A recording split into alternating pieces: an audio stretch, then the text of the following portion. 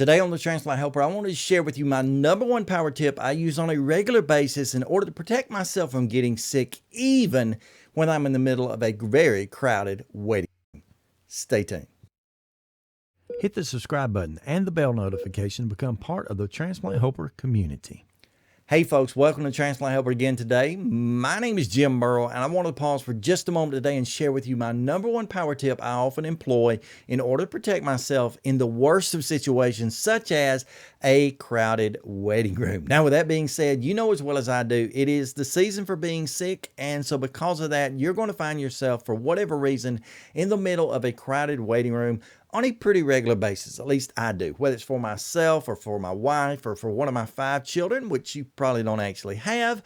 I find myself in a doctor's office, hospital, lab, clinic waiting room on a weekly basis, it seems like. And during this season, it is a very dangerous time for you and I as immunosuppressed people to be in those situations. So I wanted to share with you today this power tip that I use every time that can help to protect you in those situations. And you may say to yourself, well, Jim, I know exactly where you're going already. You're going to encourage us to wash up, mask up, glove up. That's what you say every time. And to an extent, that's true. I still want you to keep those 3 things in the back of your mind because I believe they are of utmost importance. However, I want to add to that power tip today, and that is to be sure when you walk in that door, number one, know your surroundings. And by that, I want you to walk in the doctor's office door, and I don't care how weird you look at doing this because, hey, we look weird anyway sometimes, at least I do. I want you to look around the room. Look to the left, look to the right, look to the far corners, look to the behind you, look up at the ceiling if you have to.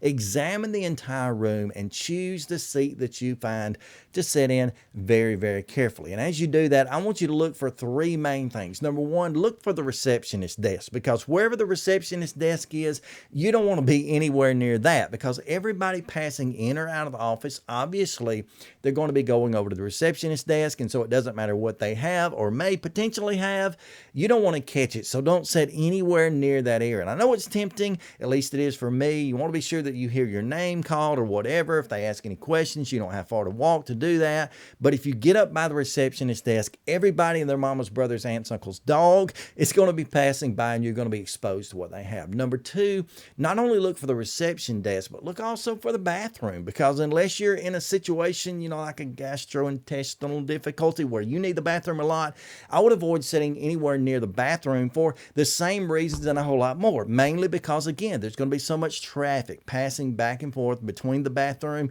and these are all sick people, so they've all got something to spread, and you don't want to be anywhere around that for obvious reasons. Number 3, look for the doors in which you would go to pass back into the actual doctor's office patient rooms themselves, because just for the other 2, the same reason applies. These are high traffic areas where everybody's going to pass in or out, where everybody's going to kind of congregate around them. There may be some people who are coughing and sneezing and stuttering around. You just don't want to be there. So what I typically like to do, if possible, as soon as I walk in the room, I scan the room, find those 3 main areas, that reception desk, that bathroom door, and those doors to the back, and I typically separate myself as far from that as I can. Now, if that means I get all the way in the very, very back corner, maybe down the alley somewhere, which I would rather sit in anyway, I'm going to go sit way over there so I'm not near anybody to begin with. But if not, I'm going to somewhere position myself at the farthest location I can from those areas. Now, thankfully, most doctor's offices I enter into, at least the reception desk and the doors to the back, they're kind of aligned pretty near one another, so that's not that hard to get away from them. But again, keep in mind where the bathroom doors, and you might even add to that where the door coming in the building is. Those are just areas you don't want to be in. So with that being said, I realize this is basic, it's simple, but perhaps it's something you haven't thought about before.